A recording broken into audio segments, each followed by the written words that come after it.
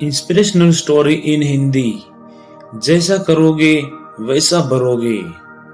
भगवत गीता में श्री कृष्ण ने कहा है कि कर्मों का फल हमें उसी तरह ढूंढ लेता है जिस तरह बछड़ा हजारों गायों के बीच अपने को ढूंढ लेता है।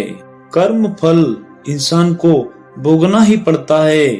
हमारे किए गए कर्म हमें ढूंढ ही लेते हैं, फिर चाहे वो कर्म अच्छे हो या बुरे।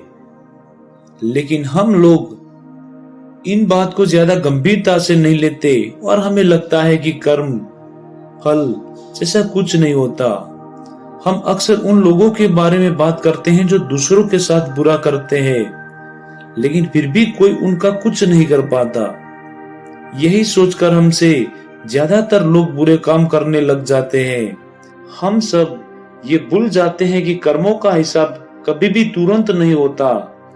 किसी के साथ बुरा करने वाला भले ही आज सुखी हो, लेकिन कभी न कभी उसके कर्मों का फल भोगना ही पड़ेगा। बहुत समय पहले की बात है।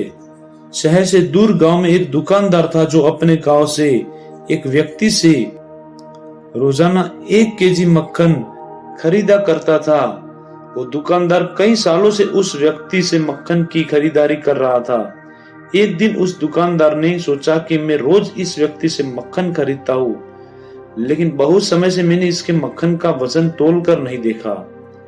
कल तोल कर देखता हूँ कि ये मक्खन 1 केजी से कम तो नहीं देता। अगले ही दिन जब वो व्यक्ति मक्खन देकर गया, तब वो दुकानदार ने मक्खन का वजन किया तो देखा मक्खन सिर्फ 900 ग्राम है।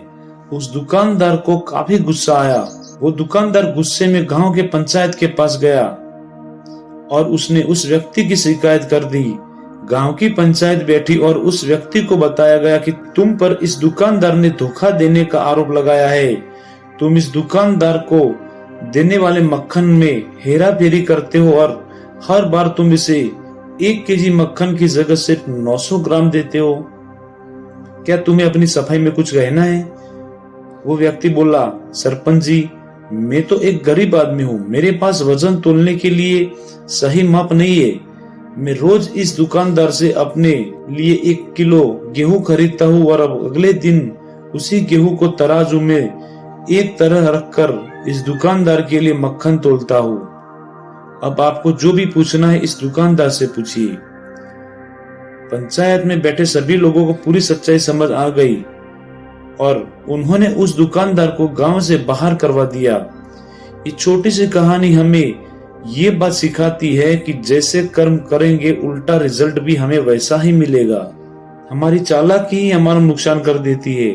हम जो भी दूसरों को देते हैं या दूसरों के साथ जैसा भी व्यवहार करते हैं, वो कभी न कभी लौटकर हमारे पास ही आता है। किसी के साथ अच्छा करोगे तो आपके साथ भी अच्छा ही होगा। उसी तरह किसी का बुरा सोचोगे और बुरा करोगे तो आपके साथ भी बुरा ही होगा। जैसे दुकानदार को अपनी ही चालाकी से नुकसान झेलना पड़ा, उसी तरह हमें भी अपने कर्मों की वजह से कभी न कभी नुकसान झेलना ही पड़ता है। दूसरों के साथ हमें बुरा करके हम 1, 2 या 10 बार बच सकते हैं, लेकिन एक न एक दिन इसका परिणाम हमें भुगतना ही पड़ता है।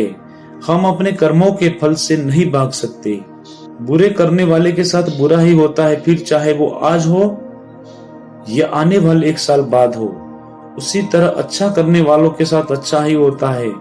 कई बार हमें ये लगता है कि दूसरों के साथ गलत करके हम बच जाएंगे, लेकिन ऊपर वाला हर किसी के कर्मों को देखता है और उनका हिसाब रखता भी है और जरूर पड़ने पर हिसाब बराबर भी करता है। इसीलिए कभी भी गलत ना करो और ना ही कभी ये सोचो कि उल्टे सीधे काम करके हम बच जाएंगे। जिंदगी को बेहतर तरीके से जियो, ईमानदार बनो।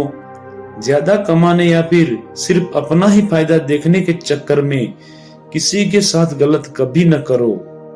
हमेशा याद रखो, जो जैसा करेगा वो वैसा भरेगा।